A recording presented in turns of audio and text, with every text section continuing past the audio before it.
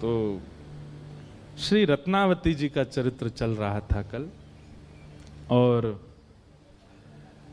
श्री रत्नावती जी के चरित्र में हमने कल श्रवण किया कि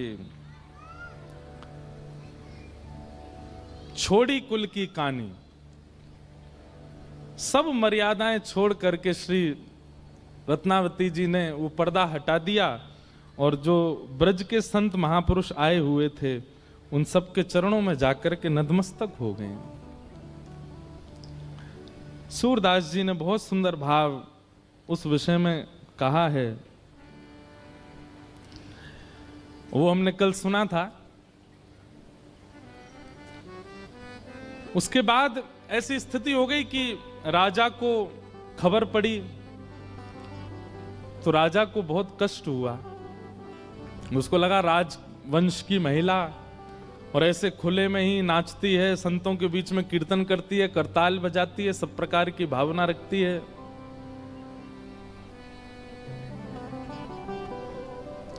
लोचन लोचन भय श्याम के चेहरे, लोचन भय श्याम के चेहरे, लोचन भय श्याम के चेहरे, लोचन भय श्याम के चेहरे।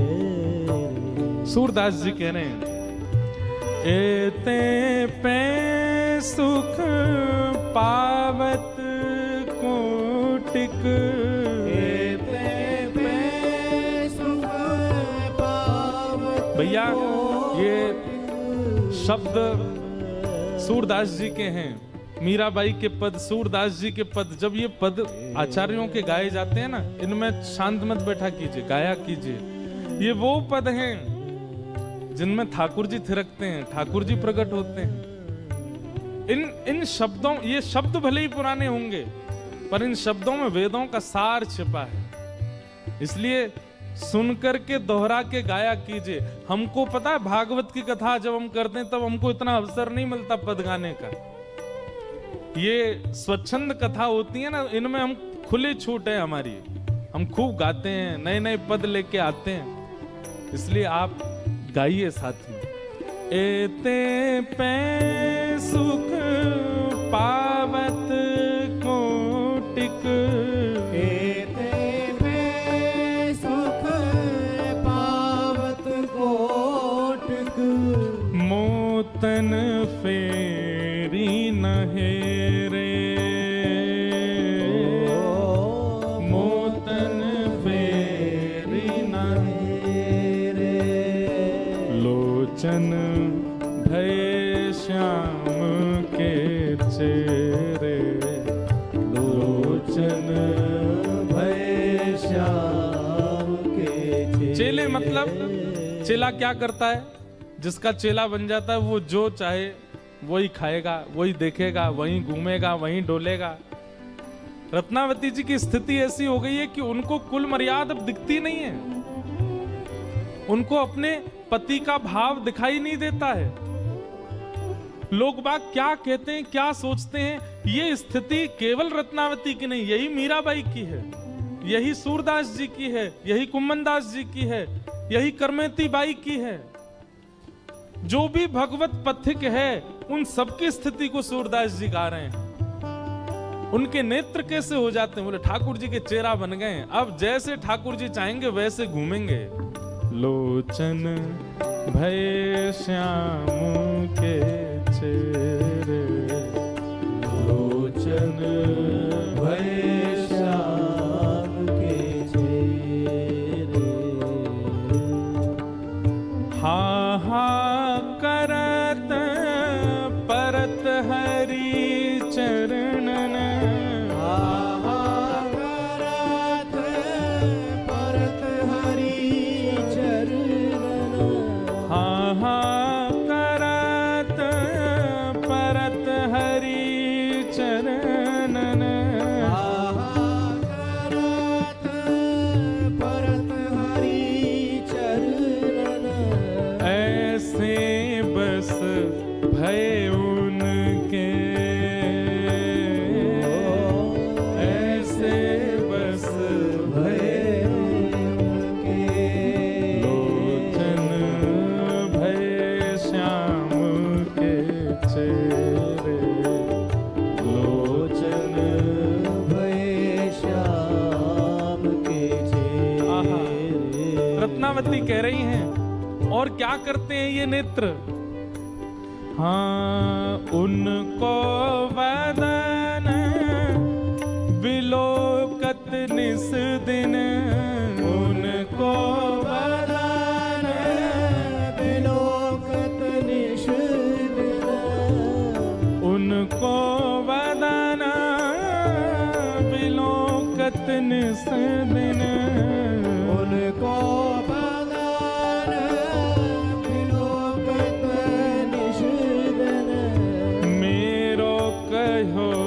नहीं सुन रे, मेरो कहो ना सुन रे, लोचन भय श्याम के चेहरे, लोचन भय श्याम के चेहरे। एक वल्लभ कुल में एक महाराज हुए, श्री हरिराय महाप्रभु। श्री हरिराय महाप्रभु जी के जितने भी पद हैं उनमें छाप है रसिक प्रीतम। तो जो गोवर्धन की रही है तलेटी वो उन्हीं का ही है। रसिक प्रीतम हित चित की बातें, वे आचार्य चरण थे लेकिन सब जगह उनके पद में छाप मिलती है रसिक प्रीतम। उनका एक पद मैंने गाया था, नैनन में ही राखूं पिया तो है। बहुत सुंदर पद है। नैनन में ही राखूं पिया तो है, तुम्हारी एक रोम की छवि पर जगत वार सब लाखों। हे राधा रमन लाल, आपके मुख पे, आपके यौवन पे जगत वारूं, ये तो बहुत छोटी बात होगी। आपका एक रोम अधिकारी है जगत के वारने का। लेकिन क्या करें, हम जगत ही वार सकते हैं, लेकिन आपके सर्वांगीण रूप पर यदि वार ना हो तो जगत कम पड़ेगा। एक रोंक अधिकार रखता है जगत की न्योछावर लेने का। तुम्हारी एक रोंक की छवि पर जगत वार सब लाखों, भेंटूंगी अंग सकल सांवल को, अधर सुधारस चाखूं। रसिक प्रीतम संगम की बातें काहू सो नहीं भाखूं। चुप रहूंगी, किसी को नहीं बताऊंगी आप कैसे मिले, आपने कहां छुआ, कैसे दिखे, सुगंधी कैसी थी, नेत्र कैसे थे, अधरामृत कैसा था, किसी को बताऊंगी नहीं। पिया तो है नैनन में ही राखो, उनको वदन विलोकत निस दिन, उनको वदन विलोकत निस दिन, मेरो कहो नाही सुन रे, मेरो कहो ना सुन रे। लोचन भय श्याम के चेहरे, लोचन भय श्याम के चेहरे, लोचन भय श्याम के चेहरे, लोचन भय श्याम के चेहरे। ललित त्रिभंगी छवि पे अटके, ललित त्रिभंगी छवि पे अटके, ललित त्रिभंगी छवि पे अटके, ललित त्रिभंगी छवि पे अटके। फटके मुँह से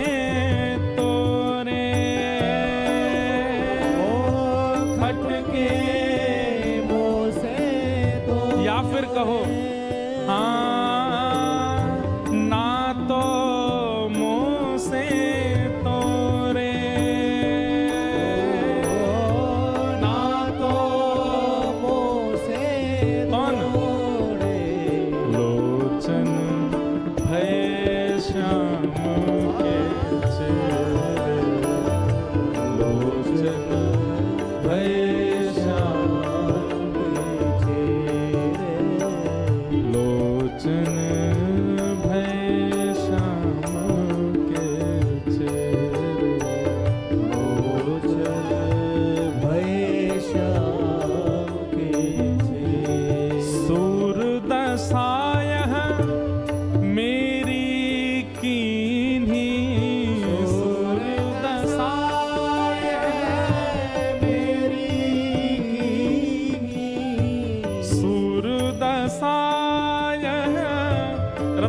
जी कह रही हैं, मेरी तो ये दशा कर दी इन्होंने, ये अटक गए वा त्रिभंग लली के रूप में, मोते सबरे नाते तोड़ दिए। मैं कहूं मूंद जाओ, नहीं माने, उनको ही देखते रहे, उनमें अटक गए। कितने सुंदर भाव है। सूरदशाय मेरी कीन्ही, मेरी जो दशा है इनमें पूरा कारण ये नेत्र हैं, और आपन हरि से जोड़े,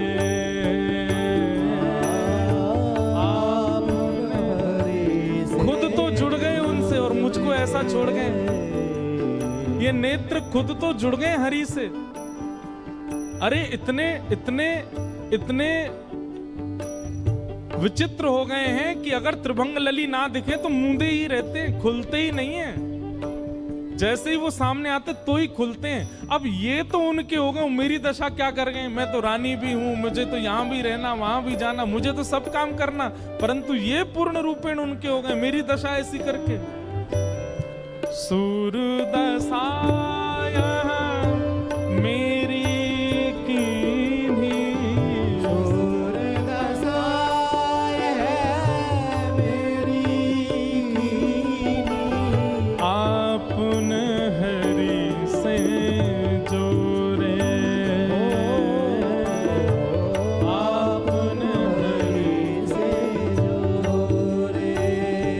लोचन श्याम के चेहरे, लोचन भय श्याम के चेहरे, लोचन भय श्याम के चेहरे, लोचन भय श्याम के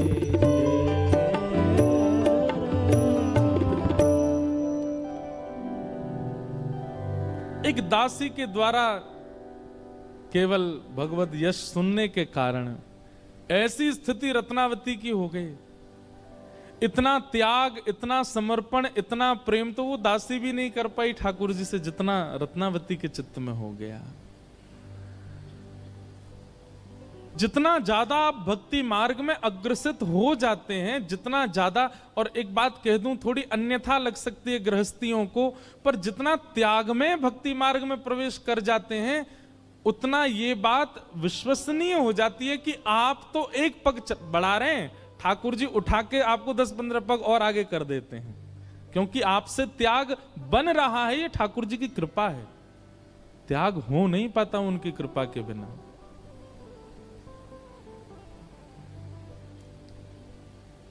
अब पत्नी, बच्चे, परिवार, धन, संपत्ति, इनको त्यागने की बात तो कहनी नहीं चाहिए मंच से। आप तो यह त्याग के दिखा दो, बस मान जाएंगे आपको। यह त्याग के दिखाई दो। महाराज, पत्नी छोड़ना आसान है आज की डेट में, कितने डिवोर्स हो रहे हैं देखो। बच्चों को छोड़ना भी आसान हो गया है, परिवार को छोड़ना भी आसान हो गया है। कहां तक कहें, मूड मुड़ाए संत बनना आसान है गोया आजकल तो, लेकिन फोन छोड़ना आसान नहीं है। महात्मा बन के भी फोन नहीं छोड़ पा रहे। आप कहोगे महाराज जी पहले खुद तो हम क्या को छोड़े, हमारे तो पद है, में हमारी तो कथा पूरी, सब पद पदावली, हम तो यही थे, सब याद करें। लेकिन एक बात लिख लीजिएगा, अगर आप त्याग कर पाते हैं भक्ति मार्ग में, तो ये ठाकुर जी की कृपा है। आप तो नहीं कर सकते, ठाकुर जी करवा रहे हैं। रत्नावती स्थिति में आ गई। अब इनके पिताजी, इनके पतिदेव दिल्ली में थे, और रत्नावती जी के एक पुत्र हैं, वो पुत्र भी पिता के साथ ही दिल्ली गए हुए थे। इनके पुत्र का नाम प्रेम सिंह। जैसे ही राजा को पता चला कि रत्नावती जो हैं वो तो संतों के बीच जाती हैं, उनके बीच नृत्य करती हैं, उनको भोजन पवाती हैं, और सब कुल खानदान की मर्यादा सब तोड़ दी, ये बात राजा को पता चली ही थी, बड़े चिंता में बैठे थे राजा, अब क्या करें, कैसे करें। इतने में ही प्रेम सिंह पुत्र जो हैं उनका आना हुआ पिता के पास, और पिताजी उनको संबोधित कर रहे हैं, देखो आ गया बैरागन का बेटा, देखो आ गया उस साधु मूड मुड़ाई का बेटा। और ऐसे मंत्रियों से कहकर के हंसी करने लगे। प्रेम सिंह जी ने जब ये बात सुनी तो मन में उनके क्षोभ हुआ कि मेरे मां के भक्ति भाव में अग्रसित होने पर पिताजी इस प्रकार का उपहास कर रहे हैं हमारा। तो प्रेम सिंह ने अपनी माताजी को पत्र लिखा और पत्र में लिख करके बताया, बोले मां, आज भरी सभा में मैं जैसी गया पिताजी ने मेरा अपमान किया, ये कहकर के देखो मूड मड़ाई का बेटा आ गया, बैरागण का बेटा आ गया। लेकिन मां, मैं आपके चरणों में निवेदन करना चाहता हूं, मैं आपसे ये बात कहना चाहता हूं, मैं आपसे निवेदन करना चाहता हूं, ये हमारा अपमान नहीं है, ये हमारा सौभाग्य है कि हमारा परिचय अब ठाकुर जी से किया जा रहा है। बंधुओं, एक बात बहुत ध्यान से सुनिएगा। कोई व्यक्ति अमृतसर में रहता है, वो हमारे ब्रज में आवे और वाको जैसी परिचय दी हो जाए, ये अमृतसर से आए, तो अमृतसर नाम आते पता है क्या याद आता है? अमृतसरी कुलचा, अमृतसर के पेड़ा की लस्सी, तीसरे नंबर पर फिर गोल्डन टेम्पल, फिर बागा बॉर्डर आदि आदि। लेकिन आप लोग खुद सोचो, जैसे ही कोई नाम लेता है मीरा बाई, क्या याद आता है चित्त में? श्री ठाकुर जी, गिरधर लाल। जैसे कोई नाम लेता है गोस्वामी तुलसीदास जी, चित्त में कौन आते हैं? राम जी आते हैं, हनुमान जी आते हैं। जैसे कोई नाम लेता है हमारे चित्र विचित्र महाराज का, बिहारी जी याद आते हैं, पूनम दीदी का, हमारी किशोरी जी याद आती हैं। अपनी पहचान ऐसी बने कि हमारा नाम जब सभा में लिया जाए तो जितने लोग सभा में बैठे उनके चित्त में ठाकुर जी प्रकट हो जाएं। तब समझो कि हमारा भजन करना, हमारे जीवन में भक्ति करना सार्थक है कि हमारे परिचय से ठाकुर जी याद आते। कोई विषय याद नहीं आ रहा है, कोई संसारी भावना याद नहीं आ रही है। आपके नाम से धनवान होना याद आता है, गाड़ी बहुत सारी अच्छी है इनके पास, ये याद आता है, इनका बंगला बहुत बड़ा ये याद आता है, आदि आदि सब बातें याद आती हैं। पर आपके नाम से बाकी सारी चीजें गौड़ हो जाती हैं, लेकिन ठाकुर जी स्मरण में आते हैं, ये बड़ी बात है। प्रेम सिंह जी ने अपनी माता रत्नावती को पत्र लिख करके कहा, मां, ये अपमान नहीं है, ये सौभाग्य है हमारा। और मैं चाहता हूं कि अब पिताजी ने जब आपको ऐसा कह ही दिया है तो अब आप इस पथ को छोड़िएगा नहीं, इस भाव को धारण करके रखिएगा, इस भक्ति मार्ग को आप त्यागिएगा नहीं। मां, मैं सौभाग्यवान पुत्र मानना चाहता हूं अपने आप को, ये जान करके नहीं कि मैं एक राजा का बेटा हूं, मैं एक रानी का बेटा हूं, बल्कि ऐसा कल को मैं सुनूं कि मैं एक बैरागण का बेटा हूं, मेरा सौभाग्य होगा। प्रेम सिंह ने पत्र लिख करके अपनी मां को भेजा। एक बात कहें, जितनी माताएं बैठी बहुत ध्यान से सुने। कई बार देखा जाता है कि पिता यदि सद्विचार वाले नहीं है ना, लेकिन मां सद्भाव वाली है, तो पुत्र में वो सद्भाव आते हैं। लेकिन जिस परिवार में मां ही सद्विचार वाली नहीं है, वहां के बालकों में सद्भाव आना मुश्किल है। पिता के दुर्व्यवहार का कभी कभी असर बालकों पर नहीं पड़ता, पर मां के विचारों का असर बहुत पड़ता है बालकों पर। हम तो निवेदन करते हैं कथा में कि मातृ जीवन होना, एक स्त्री होना, ये तपस्या से कम नहीं है। इसको बस समझ जाए, कोई माता समझ जाए, बहन समझ जाए कि मेरा जीवन तपस्या है, बहुत बहुत संभल करके अपना जीवन जिए, तो उसके पिता, उसके भाई, उसके पुत्र, तीनों विश्व का कल्याण करने वाले होते हैं। आज बहुत अच्छी बात हो रही थी, कब कक्ष में हम बैठे तो जिनके घर हम रुके वो बोली कि हम तो हाउस वाइफ हैं, तो साथ में एक और बहन बैठी थी, वो बोली आप कैसे कह सकते हैं कि आप हाउस वाइफ? आपने पति को बनाया, आपने पुत्र को बनाया, आपने पिता को बनाया, आप केवल गृहलक्ष्मी नहीं, सब कुछ आप ही तो कर रही हैं। बहुत संभल करके जीवन यदि जिए तो प्रेम सिंह जैसा पुत्र होगा।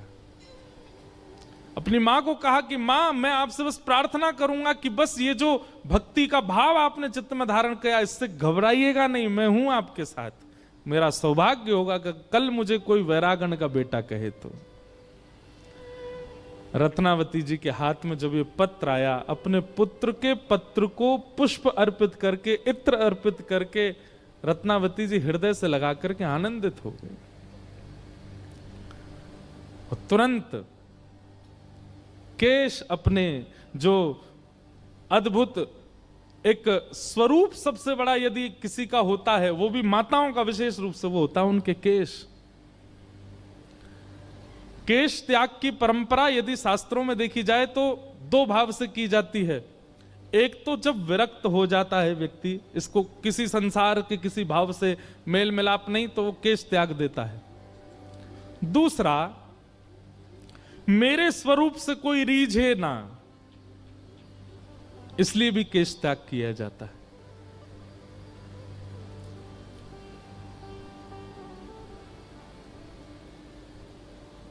मैं राजवंश की नारी हूं, और वो कह ही रही थी कल ही दासी से कि मेरे अंग में, मेरे शरीर में ऐसा कौन सा अंग है जो बताता है कि मैं रानी हूं? बता, मैं उसको काट दूंगी।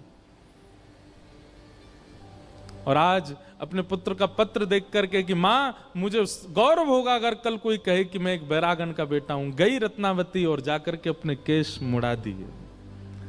जैसे ही रत्नावती आई सभा में, अन्य राजकन्याओं ने देखा, अन्य महारानियों ने देखा, राजमाता ने देखा, सब अपने मुख पर हाथ रख करके, सबके नेत्रों में आंसू, सब चर्चा करने लगे, पूरे नगर में हल्ला हो गया। लेकिन रत्नावती के मुखमंडल पर वो प्रसन्नता है। क्यों? क्योंकि अब सब त्याग दिया। अब कोई नहीं कहेगा कि ये राजमाता है, अब कोई नहीं कहेगा ये रानी है, अब कोई नहीं कहेगा, अब सब क्या कहेंगे, ये तो बैरागण है, ये तो श्याम सुंदर की है।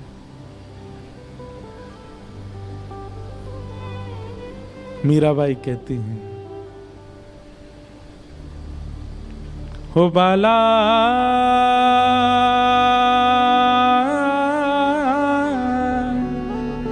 मैं बैरागन हूंगी, मैं बैरागन होंगी, मैं बैरागन हूँ। हाँ हाँ हूंगी, मैं बैरागन हूंगी, मैं बैरागन हूँगी। ओ जिन भेषा मेरो सांवरो रीझ है, जिन भेषा मेरो सांवरो रीझ है, जिन भेषा मेरो गिरधर रीझ है, जिन भेषा मेरो गिरधर रीझ है, हे जिन भेषा राधा रमण जू रीझ है, भेषा राधा रमण जू रीझ है, जिन भेषा प्यारों गिरधर रीझ है, भेषा प्यारो गिरधर रीझ है, जिन भेषा मेरो सद्गुरु रीझ है, जिन भेषा मेरो सद्गुरु रीझ है, जिन भेषा श्री वृंदावन रीझ है। जिन भेषा श्री वृंदावन ये रीझ है, वृंदावन रीझे, सदगुरु रीझे, ठाकुर रीझे, इनका मतलब क्या है? कि जब आप वैष्णव तिलक उर्दपुंड धारण करते हैं, गले में कंठी माला पहनते हैं, हाथ में नाम जप माला लेकर के जब चलते हैं, जब निकलते हैं तो दूर खड़ा व्यक्ति कहता है भैया कोई वृंदावन को वैष्णव है, कोई वृंदावन जाने वाला होगा जरूर। अरे महाराज आप तिलक लगा करके अमृतसर में घूम लीजिए, दुकान पर जाएंगे, कहीं भी जाएंगे, एक व्यक्ति तो ऐसा मिलेगा पूरे दिन जो आपसे राधे राधे कह जाएगा। क्यों? जब कोई आपसे राधे राधे बिना परिचय के बोल जाए, जय श्री कृष्ण बिना परिचय के बोल जाए, तो समझ जाना वृंदावन रीझ गया, सदगुरु रीझ गए, ठाकुर रीझ गए हमसे। ओ जिन भेषा मेरो सावरो रीझे, जिन भेषा मेरो सावरो रीझे, मैं सो ही भेष धरूंगी हो, मैं तो सो ही भेष धरूंगी। हाँ मैं तो सो ही भेष धरूंगी हो, मैं तो सो ही भेष धरूंगी। अरे हाँ मैं बैरागन होऊंगी, मैं बैरागन हाँ होंगी, मैं बैरागन होऊंगी, मैं बैरागन। मीराबाई कहती हैं ओ कहो तो कुसुमल साड़ी रंगावा, कहो तो कुसुमल साड़ी रंगावा, कहो तो कुसुमल साड़ी रंगावा, कहो तो कुसुमल साड़ी रंगावा, ओ कहो तो भगवा भेष, कहो तो भगवा भेष, कहो तो मोतियन मांग भरावा, कहो तो मोतियन मांग भरावा,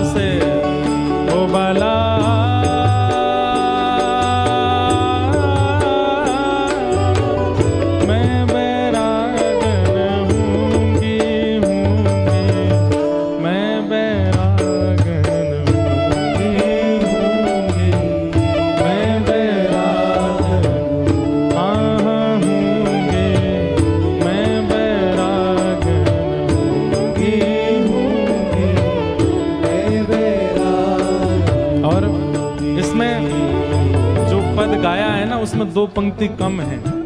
क्या कहते हैं मीराबाई? यातन की मैं करूं किंगरे, यातन की मैं करूं, हाँ यातन की मैं करूं किंगरे, यातन की मैं करूं किंगरे। ओ रसना नाम कहूंगी, रसना नाम कहूंगी। ओ मीरा के प्रभु गिरधर नागर, मीरा के प्रभु गिरधर नागर, मीरा के प्रभु नटवर नागर, मीरा के प्रभु नटवर नागर। मैं तो साधु संग करूंगी हो, मैं तो साधु संग करूंगी हो, मैं तो वैष्णव संग करूंगी, हाँ मैं तो वैष्णव संग करूंगी। अरे हाँ मैं बैराग होंगी, मैं बैराग होंगी, मैं बैराग होंगी, मैं बैराग होंगी। ओ बाला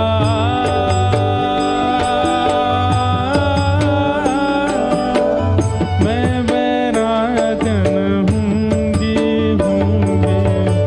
मैं बैरागन होंगी, मैं बैराग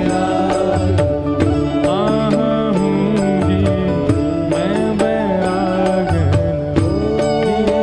होंगी, मैं बैराग। जिन भेषा मेरो गिरधर रीझै,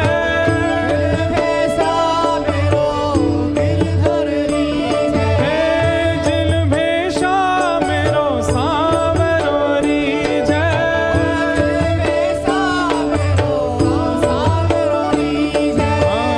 जिन भेषा राधा रमण जुरीझै, जिन भेषा राधा रमण जुरीझै, जिन भेषा श्री वृंदावन रीझै, जिन भेषा श्री वृंदावन रीझै। मैं सोही भेष धरूंगी हो, मैं तो सोही भेष धरूंगी, हाँ मैं तो सोही भेष धरूंगी हो, मैं तो सोही भेष धरूंगी। अरे हाँ मैं बैरागन होंगी, मैं बैरागन हाँ होंगी, मैं बैरागन होंगी, मैं बैराग होंगी, मैं बैरागन होंगी, मैं बैराग हाँ होंगी, मैं बैरागन होंगी, मैं बैराग।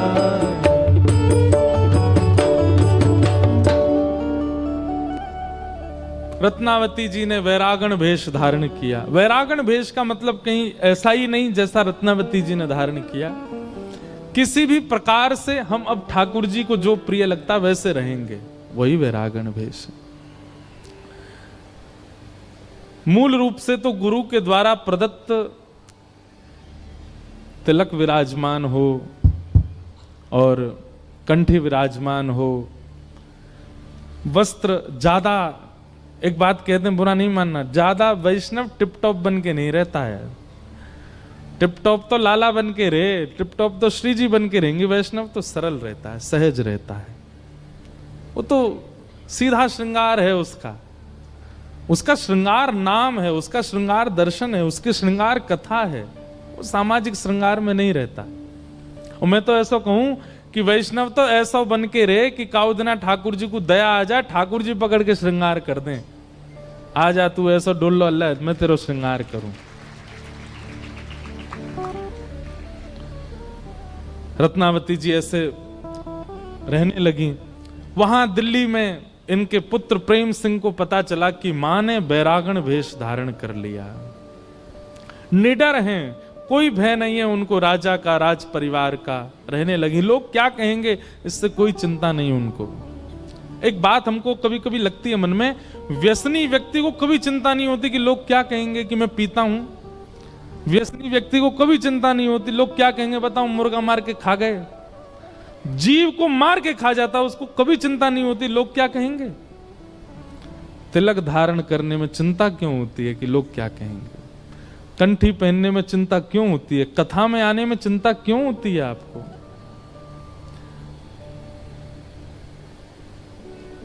कम से कम मांस मदिरा के कहलाना आजकल फैशन हो गया है क्या। कितनी विचित्रता, ये कलयुग नहीं है तो क्या है।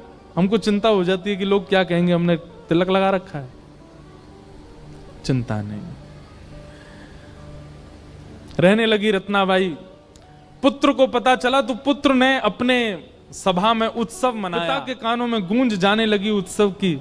मंत्री को भेजा, जाके देख के आओ ये उत्सव किस बात का मन रहा है। प्रेम, ये बैरागण का बेटा बड़ा उत्सव नाच रहा है आजकल। जाकर के किसी ने पूछा, बोले उत्सव किस खुशी में, क्या बात है। प्रेम सिंह मानो अटारी पर खड़े होकर के और जोर जोर से चिल्ला करके बधाई देते हुए कह रहे हैं, आज मेरा परम सौभाग्य, मेरा जन्म लेना सार्थक हो गया। मैं एक बैरागण का बेटा हूं, मेरी मां बैरागण हो गई, मेरी मां ठाकुर जी की हो गई। और वो कहता है, मैं ऐसी मां का पुत्र हूं जिसका तन भक्त है और जिसकी आत्मा श्री कृष्ण है। मैं उनका पुत्र हूं, इसलिए मैं उत्सव मना रहा हूं। सबको लड्डू बांट रहे हैं, सबको माला पहना रहे हैं कि मैं ऐसी भक्तिमती मां का पुत्र हूं। मंत्रियों ने जाकर के राजा को यह बात बता दी कि वो तो उत्सव मना रहे हैं। बात सुनकर के राजा को क्रोध आया और अपने पुत्र पर ही चढ़ाई करने के लिए उन्होंने सेना तैनात कर दी। यहां से प्रेम सिंह को पता चला पिताजी लड़ने के लिए आए मुझे नष्ट करने के लिए, तो वह भी पूरी सेना लेकर तैयार हो गए। बोले कि मैं मातृ भक्त के भक्ति रूप की रक्षा के लिए अपने प्राण गंवाने पड़े गवा दूंगा, लेकिन जीवन भर ये तो रहेगा कि मैं एक भक्त का पुत्र हूं। लोगों के समझाने पर दोनों में युद्ध शांत हुआ, नहीं तो युद्ध करने वाले थे। राजा उसी रात आमेर को प्रस्थान कर गए। आमेर पहुंचते ही उनको पता चला, लोगों ने आकर के बता दिया, वो ऐसे नाच रही थी, ऐसे बाल कटवा दिए उन्होंने, ऐसा रूप हो गया उनका। संत महात्माओं को दूर दूर से पकड़ के ले आती हैं, स्पर्श में भी लज्जा नहीं करती हैं। राजा ने कहा, इतनी नाक हमारी कट गई, अब तो एक ही उपाय है। बोले रानी रत्नावती को मरवा दो, इनकी मृत्यु हो जाए, उसी से ही हम सांस ले पाएंगे। फिर वहां एक तो दूसरा भक्त वो दिल्ली में बैठा है, पुत्र इनका, ये एक हमारे घर में बैठी है। प्रयास किया और एक जैसे वहां राणा ने मीराबाई के लिए एक सिंह भेज दिया था। कुछ कुछ कथा मिलती है रत्नावती जी की। यहां भी एक शेर भेज दिया, एक भूखा शेर पिंजड़े में था, उसको छोड़ दिया। रत्नावती जी संत निवास में रहती थी, वहीं छोड़ दिया उसको। जैसी गर्जना करके द्वार पर सिंह आया, इतनी निर्भय हो चुकी हैं, उनके मन में किंचित भी ये भाव नहीं आया कि कोई जीव आया है, कोई जंतु आया है, कोई सिंह आया है। धाड़ सुनते ही चित्त नेत्र बंद हो गए और तुरंत मन में भाव आया, ओहो, प्रहलाद की रक्षा करने के लिए नृसिंह रूप धारण किया था हरि ने, वही आए हैं। आज मेरे हरि नृसिंह बन के आए हैं। दौड़ करके मंदिर गई, माला लेकर के, तिलक लेके, पूजा थाल लेकर के, और पहुंच गई। सब लोग दूर खड़े खड़े देख रहे थे, अब ये झपट्टा मारेगा, अब ये देखना रत्नावती को नष्ट कर देगा। रत्नावती जी गई, जाकर के पहले तो दंडवत प्रणाम किया और दंडवत प्रणाम करके उस सिंह के चरणों को ही देखती रही, मुख नहीं देखा, क्योंकि भागवत जी में ऐसा वर्णन है कि श्री प्रहलाद जी ने नरसिंह भगवान का मुख नहीं देखा था, चरण ही देख रहे हैं। समीप जाकर के तिलक किया, बिल्कुल हाथ भी नहीं कांप रहे उनके, माला पहनाई, आरती करी और नैवेद्य पधरा दिया। सब लोग देख करके अचंभित रह गए और रानी रत्नावती के नेत्र सजल। बोले मैं जानती हूं आप सिंह बन के आए हो, अब मैं बहुत दूर नहीं हूं, कल कुर्म बन के आओगे, फिर कच्छप बन के आओगे, धीरे धीरे धीरे धीरे यही स्वरूप आपका त्रिभंग लली में परिवर्तित हो जाएगा और एक दिन मेरे सामने साक्षात मेरे श्याम सुंदर होंगे। ये तो प्रारंभ है, मैं समझ गई हूं। पहले आप संतों के भेष में आते थे, अब आप नृसिंह रूप में आए हो, अब कल आप कुर्म बनोगे, फिर कच्छप बनोगे और फिर एक दिन मेरे श्याम सुंदर बनोगे। ये तो रत्नावती हैं जो कि सिंह में ठाकुर जी को देख रही हैं। वहां हमारे नामदेव जी महाराज, वो तो भूत में ठाकुर जी देख रहे थे। भूत आ गया सामने, बार बार रूप बदलने लगा। नामदेव जी बोले जय हो महाराज, प्रणाम आपकी, जय हो पंडरीनाथ। भूत बोला मैं पंडरीनाथ नहीं हूं, मैं भूत हूं। बोले नहीं तुम झूठ बोल रहे हो, इतने रूप बदलने की सामर्थ्य मेरे परमात्मा में, किसी भूत में नहीं है। महाराज इतने विश्वास से प्रणाम किया भूत को कि भूत का तो उद्धार हो गया, ठाकुर जी प्रकट हो गए। हमारे चित्त में ऐसा विश्वास मंदिर में जाके ठाकुर जी के प्रति ना हो, मानवन में तो बहुत दूर की बात। वैसे ये चरित्र सुनकर के हमको एक छोटी सी बात मन में आती है कि जिनको सिंह देख करके भय नहीं लगा, कभी हमारा भजन चल रहा हो और भजन के बीच में कोई ऐसा जीव आ जाए सन्मुख, जब मुझे छिपकली से बहुत डर लगता है। मेरे को मन में आया सच में रत्नावती जी का चरित्र पढ़ते कि उनको सिंह से भय नहीं लगा, हमको छोटी सी वो जीव से डर लग जाता है। अब इस भय पे काम करना चाहिए, क्योंकि हमने उसको जीव दृष्टि रखी है, इसलिए उससे भय लगता है। उसके प्रति भी ठाकुर जी की दृष्टि हो, पर पता नहीं क्यों उसके प्रति होती नहीं हमारी ठाकुर जी की दृष्टि। सब में ठाकुर जी दिख जाते, छिपकली में ना देखें बस।